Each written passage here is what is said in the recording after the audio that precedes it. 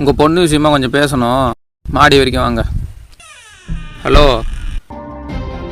இந்த Thai massage உன் பொண்டாட்டிக்கு அனுப்பட்டுமா?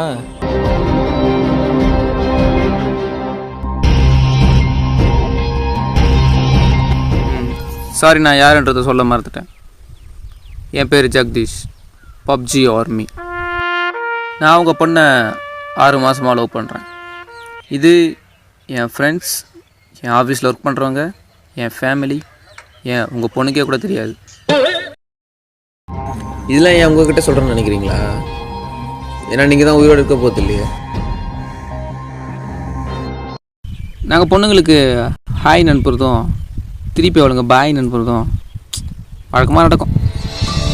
ஒரு நாள் எங்கள் கேம்பில் செல்வராஜன் ஒருத்தவன் அவன் லவ் பண்ணுற பொண்ணு வீட்டுக்கு நைட்டு எகிரி குதிச்சுட்டு மார்னிங் வரும்போது பாவம் அந்த பொண்ணோட அப்பங்கிட்ட மாட்டிக்கிட்டான்.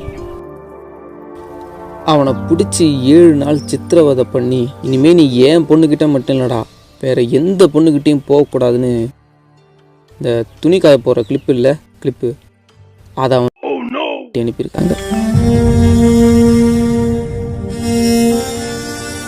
அவன் கதறான், அழுகுறான்.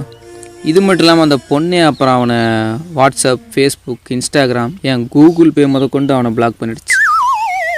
14வது நாள் அவளோட ஃப்ரெண்டை கரெக்ட் பண்ணிட்டான்டா என் நண்பன். நீங்களாம் பேரம் பேத்தி எடுத்து சந்தோஷமாக இருக்கணும் தானே நாங்கள் இங்கே கஷ்டப்பட்டுக்கிட்டு இருக்கோம். இது நான் உங்கள் பொண்ணுக்கு கொடுத்தது, இது உங்கள் பொண்ணு எனக்கு தந்தது. உங்கள் பொண்ணு நீங்கள் கமிட்டாக விடாமல் சிங்கிளாக வச்சுருந்தீங்கன்னா மாதம் பெட்ரோலு, மேக்கப்பு, ரீசார்ஜு, அது இது ஷாப்பிங்னு 10,000 ரூபாய் நீங்கள் கட்ட வேண்டியது இருக்கும். இதே கமிட்டாக விட்டிங்கன்னா அந்த 10,000 ரூபாவை நான் கட்டிப்பேன். மாதம் டெய்ரி மில்க்கு, கிஃப்ட் பாக்ஸ்னு உங்கள் வீட்டுக்கு ஒரு பொட்டி வரும். நீங்களே முடிவு பண்ணிக்கோங்க. ఏమి చెప్పండి, నాకు అర్థం కాలేదు.